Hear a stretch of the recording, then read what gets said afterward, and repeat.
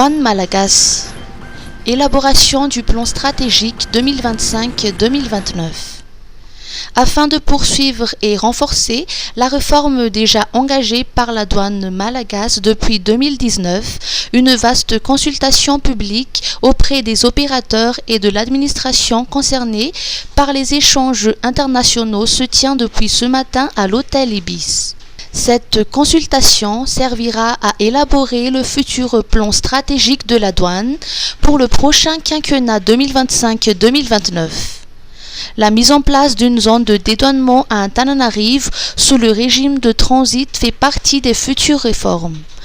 Le directeur général de la douane nous apporte plus de précisions. Les partenaires avec les usagers, les auxiliaires en douane, mais il y a aussi les partenaires qu'on a invités pour voir des visus, les attentes de tout à chacun. Et il y a même des partages de bonnes pratiques avec des entités étrangères, par exemple dans tout ce qui est commerce électronique, il y aura 2 douanes étrangères qui vont intervenir, qui vont expliquer comment ils font pour gérer tout ce qui est commerce électronique. Et comme ça, non seulement la douane, mais aussi les usagers vont comprendre que notre façon de faire doit évoluer comparée à d'autres pratiques. Donc, cette consultation qui va se tenir en 5 jours, dans 3 jours ici à Tana et 2 jours à Tamatave, va servir à collecter, à échanger avec les usagers, les auxiliaires en douane, les parties prenantes de tout ce qui est chaîne dédouanement, y compris même les parties publiques aussi, et donc qu'on puisse avoir un plan de réforme qui va répondre aux besoins de tout le monde. Un bilan satisfaisant a été constaté dans la mise en œuvre du plan de réforme 2019-2024, a souligné le directeur général de la douane. Donc pour le plan actuel qui va se clôturer cette année, il y en a 31 programmes de modernisation. Tous les programmes ont été entamés, ont été touchés. Il y en a qui sont déjà clôturés, il y en a qui sont déjà achevés. Mais en termes d'avancée, on sera certainement à terme de ce plan, donc d'ici décembre, on envoisine à peu près 90% de réalisation.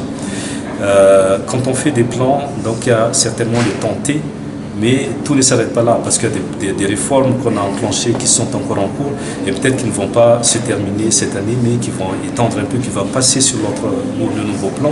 Et donc en termes de réalisation, peut-être on le fera peut-être vers mi-juillet, mi-2025, ou peut-être même jusqu'en fin 2025.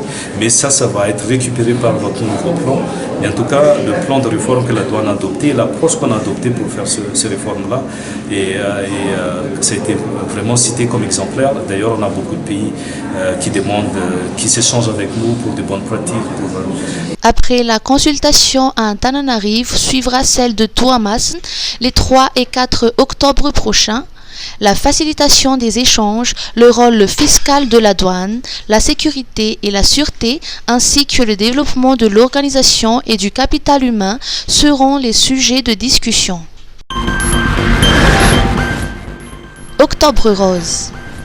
Dépistage du cancer du sein et du col de l'utérus à Mahamasin.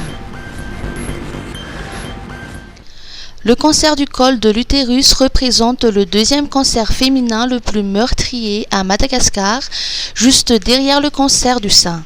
Selon les médecins, les personnes dépistées positives ont 90% de chances de guérir lorsque le dépistage est effectué précocement. En l'absence de dépistage, ce type de cancer peut mettre entre 15 à 20 ans avant de se manifester, conduisant souvent à un stade avancé de la maladie. Il est crucial de réaliser un dépistage tous les 3 ans pour détecter toute anomalie à temps. À quelques jours du mois d'octobre, marqué par l'Octobre Rose, une campagne annuelle de communication destinée à sensibiliser les femmes au dépistage du cancer du sein et à récolter des fonds pour la recherche, le gouvernement et les différentes associations qui militent pour cette cause redoublent d'efforts. Le centre de prise en charge intégré des victimes du VBG à Mahamasin, par exemple, organise des dépistages du cancer du sein et du col de l'utérus les 2 et 3 octobre prochains. Météo, hausse des températures dès jeudi. Météo Madagascar annonce une hausse des températures sur l'ensemble de la grande île en deuxième partie de cette semaine.